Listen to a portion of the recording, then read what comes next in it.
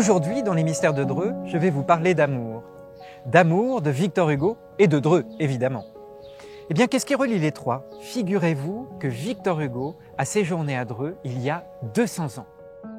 Celui qui deviendra l'immense auteur que nous connaissons aujourd'hui n'a alors que 19 ans. À Paris, il s'éprend d'une belle du prénom d'Adèle, Adèle Fouché. La jeune femme séduit Victor Hugo immédiatement, mais ses parents décident de l'éloigner de son domicile et de la placer temporairement à Dreux, où réside leur ami Jean-Baptiste Fessard, au numéro 24 de la rue d'Orléans, anciennement rue d'Angoulême. Le poète ne se décourage pas pour autant. Le 16 juillet 1821, il quitte la capitale et la rejoint à pied. Juste avant Dreux, Victor Hugo s'arrête au Vallon de Chérisy. Il a sûrement en tête le Vallon de Lamartine, fraîchement publié dans les Méditations poétiques, et écrit ses propres vers ivres de nature. Heureux qui peut, au sein du vallon solitaire, naître, vivre et mourir dans le champ paternel. Il ne connaît rien de la terre, il ne voit jamais que le ciel. Parvenu à destination, Victor Hugo raconte son aventure à un ami, lui aussi célèbre aujourd'hui, Alfred de Vigny. Nous connaissons cette lettre. « Je regarde toutes les voitures en pitié. Si vous étiez avec moi en ce moment, jamais vous n'auriez vu plus insolent bipède.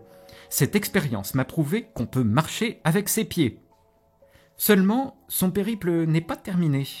À cette époque, Dreux est à la frontière d'un périmètre francilien où sont interdits les brigands.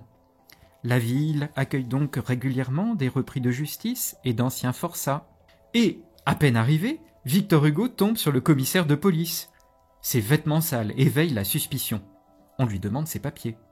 Un passeport, des papiers, c'est bien la dernière chose à laquelle il avait pensé avant d'arriver à Dreux, pour la simple et bonne raison qu'on pense à autre chose quand on est amoureux. À l'époque, la maison d'arrêt est là où se trouve la place Rotrou. Celle-ci n'existe pas encore. Mais en chemin, Victor Hugo est sauvé de la prison par la bienveillante Madame Lebrun, la tante drouaise d'un ami qui avait eu la bonté de lui confier son adresse, actuelle rue Godot, où il se réfugie.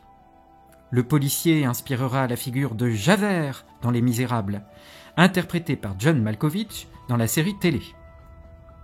Une fois libre, Victor Hugo peut visiter Dreux, en long, en large, en travers. Curieusement, il passe sous silence le beffroi. Il est plutôt intéressé par les ruines. Parce que les ruines, c'est romantique.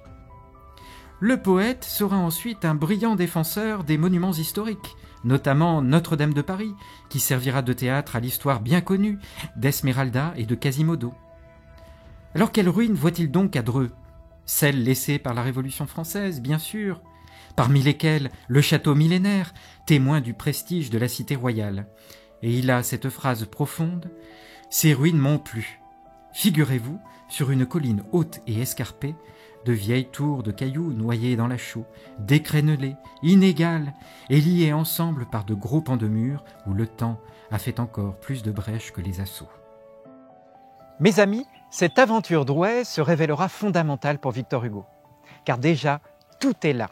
Il fait l'expérience de la nature, il observe les ruines qui animeront plus tard son sentiment patrimonial et surtout, il part à la recherche de son aimée Adèle Fouché, avec qui d'ailleurs il se mariera en 1822. Sans surprise, lorsqu'il partira de la cité, eh bien il dira « À Dreux, toute ma vie s'est décidée ».